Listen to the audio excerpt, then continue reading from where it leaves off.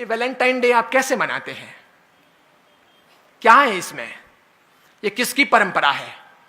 ये कहां से खड़ा हुआ था? इटली के जन्मे हुए एक व्यक्ति थे, कट्टर ईसाई थे, सेंट वैलेंटाइन बन गए थे।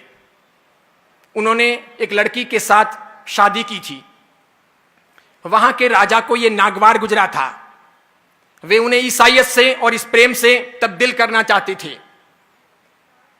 14 फरवरी को उनकी मौत हुई। उनकी याद में वैलेंटाइन डे प्रारंभ हुआ। आपके कौन मरा जिसके लिए आप वैलेंटाइन डे मना रहे हो? कौन सा इतिहास आपके घर में रचा गया कि जिसके लिए वैलेंटाइन डे मना रहे हो? शादी का दिन मना लेते। और पति और पत्नी का प्रेम तो सदैव होना चाहिए, प्रतिपल होना चाहिए। वो मात्र चमड़ी का नहीं होना चाहिए, वो दिल का होना चाहिए। हम सब चमड़ी के पुजारी हैं। इसलिए आप में से बैठे हुए लोग माफ करना, साधु हूं, जिन शासन का और आचार्य हूं, फिर भी बोल रहा हूं। हम सब चमड़ी पसंद करने वाले लोग हैं। हम सब खूबसूरती सिर्फ देखते हैं।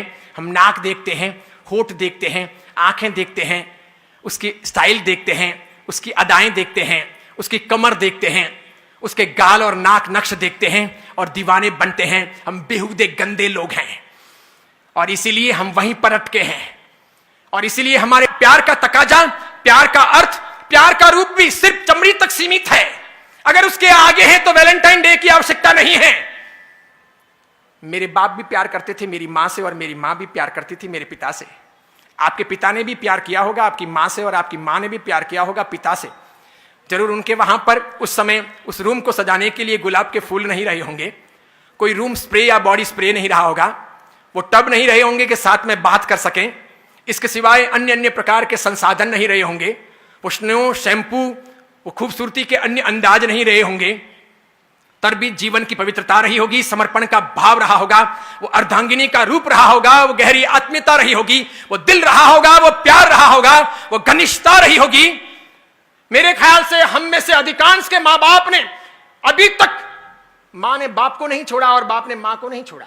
न तलाक दिया, न ऐतराज किया। न हमारी मां अपने बाप को छोड़कर पियर गई और न मेरे पिता ने कभी अपनी मां को घर जाने के लिए कहा।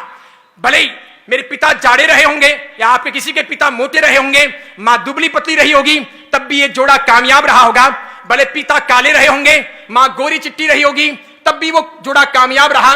भले मां लंबी रही होगी, पिता बिल्कुल ठिंगू रहे होंगे, ठिंगने रहे होंगे, तब भी वो जोड़ा कामयाब रहा। भले पिता अक्कल वाले रहे होंगे, मां अनपढ़ रही होगी, तब भी वो जोड़ा कामयाब रहा। आज तो हम इंच इंच देखते हैं, सेंटीमीटर सेंटीमीटर देखते हैं। आज हम देखते हैं कि उसकी आंखें बराबर नहीं है, उसके होठ बराबर नहीं है, वो बोलती है तो वो यूं यूं बोलती है, या फिर वो जो है ना वो देखता है तो बार बार यूं यूं देखता है, इसलिए मुझे ऐसा पसंद नहीं है। अरे डूब मरो चुल्लू भर पानी लेकर हाथ में कि हम चमड़ी के पुजारी हैं। हम दिल कब तलाशेंगे, हम अच्छी व्यवस्थाएं कब खड़ी करेंगे, हम संस्कारों की चिंता कब करेंगे, एक अच्छी इंसानियत के तौर पर इस दुनिया में ज्ञान का दिया कब जलाएंगे। अरे सब साधु तो बन नहीं सकते ये मैं मानता हूं, सब साधवियां हो नहीं सकती ये मैं मानता हूं। शादी करना आवश्यकता है जिंदगी की।